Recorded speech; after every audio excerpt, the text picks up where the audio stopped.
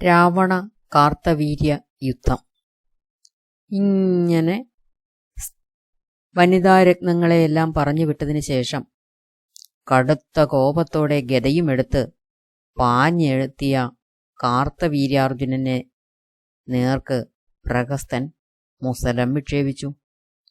തന്നോടടുത്ത മുസലത്തെ തട്ടി മാറ്റിയിട്ട് രാജാവ് ഗദ കൊണ്ട് പ്രഹസ്തനെ ആഞ്ഞടിച്ചു. അടിയേറ്റു വേദനയോടെ പ്രഹസ്തൻ മോഹാലസ്യപ്പെട്ടു വീണു. അത് കണ്ട് പെരുത്ത പേടിയോടെ ധൂമ്രാക്ഷനും അനുയായികളും ഓടിപ്പോയി.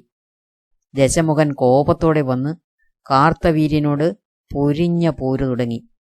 ശ്രീപരമേശ്വരനും കാലനും തമ്മിൽ പണ്ടുണ്ടായ യുദ്ധം പോലെ അത് ഭയങ്കരമായിരുന്നു. രാക്ഷസരാജാവിന്റെ പടച്ചട്ട തകർന്ന് നിലം പതിച്ചു. ആ സമയത്ത് കാർത്തവീര്യാർജുനൻ രാക്ഷസരാജാവിനെ ഗദ കൊണ്ട് ആഞ്ഞടിച്ചു. അടിയേറ്റു വേദനയോടെ രാവണൻ വിൽപ്പാടകലെ വീണുപോയി. മോഹാലസ്യപ്പെട്ടു കിടന്ന രാവണനെ കാർത്തവീര്യൻ ധൈര്യം അവലംബിച്ചുകൊണ്ട് കയറുകൊണ്ട് കൈകാലുകൾ വരിഞ്ഞുകെട്ടി. ഭൃത്യന്മാരെ കൊണ്ട് രാവണനെ എടുപ്പിച്ചുകൊണ്ട് ചന്ദ്രഹാസവും കൈക്കലാക്കി രാജാവ് കൊട്ടാരത്തിലേക്ക് പോന്നു. ക്രൂരനായ ഈ രാവണനെ കാരാഗൃഹത്തിലടയ്ക്കുവിൻ എന്ന് രാജാവ് കൽപ്പിച്ചു. ആ സമയത്ത് ദേവകൾ പുഷ്പവൃഷ്ടി ചൊരിഞ്ഞു. സ്വന്തം കഴിവുകേട് മനസ്സിലാക്കിയ രാക്ഷസന്മാർ മടങ്ങിപ്പോയി. നമ്മുടെ സ്വാമിയായ ദശമുഖനെ മോചിപ്പിക്കാൻ എന്താണ് മാർഗമെന്ന് അവർ ദുഃഖത്തോടെ പരസ്പരം കൂടിയാലോചിച്ചു. അപ്പോൾ മാരീചൻ പറഞ്ഞു, നമുക്ക് പുലസ്തമുനിയോട് ചെന്ന് വിവരങ്ങൾ ഉണർത്തിക്കാം, അദ്ദേഹം വന്ന് രക്ഷിക്കും.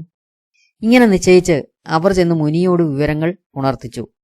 ദുഃഖിതനായ പുലസ്ത്യമുനി പൗത്രനോടുള്ള വാത്സല്യം നിമിത്തം മഹിഷ്മതിയിലെത്തി. മഹാരാജാവ് അർഘ്യം, പാദ്യം, ആസനം മുതലായവ നൽകി മഹർഷിയെ ആദരിച്ചിരുത്തി നമസ്കരിച്ചു.